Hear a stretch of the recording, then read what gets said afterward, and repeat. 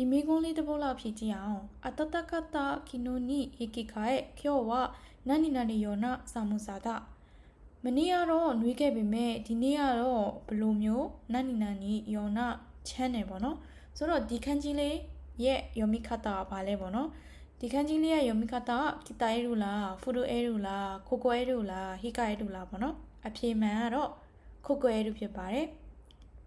ဒီခန်းကြီးလေးပေါ့နော်ဒီခိုကိုအဲရူရဲ့အဲရူမတိုင်ခင်ဒီခန်းကြီးလေးကခိုရီရေခဲခိုအိုရူတို့ခိုရီတို့ရဲ့ခန်းကြီးလေးပေါ့နော်ဒါပေမဲ့အနောက်မှာအဲရူပေါင်းလိုက်ရင်ခိုကိုအဲရူလို့ခေါ်တယ်ပေါ့နော်ဆိုတော့မနေ့ကနှွေးပေမဲ့ဒီနေ့ကတော့ခဲလူမတက်ချမ်းလာကြည်လားဆိုတဲ့အဓိပ္ပာယ်မျိုးပေါ့နော်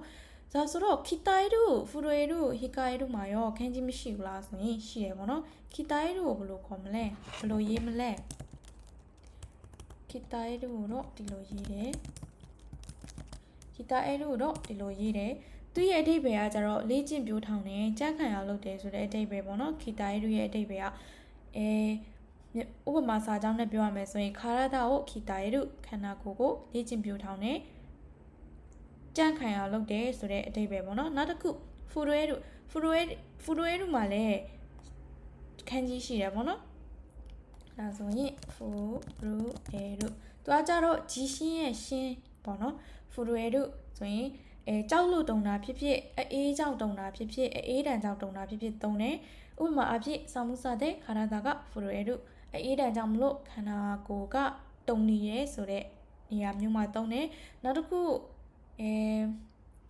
ဟီကာအဲတို့ရဲ့ခန်းကြီးကဆိုတော့ဒီလိုမျိုးလေး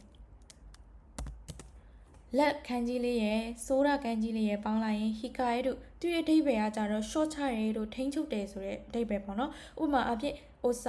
ဆာကေကိုဟီကာအဲတို့ဆိုရင်အရက်တောက်တာကို short ချရဲဆိုတဲ့ဟာမျိုးပေါ့နော်ဒါဆိုရင်ဒီတစ်ပုဒ်မှာခန်းကြီးခီတာအဲတို့ဖူရိုအဲတို့ခိုကိုအဲတို့ဟီကာအဲတို့ဆိုတဲ့ခန်းကြီးလေးလုံးရပါပြီပေါ့နော်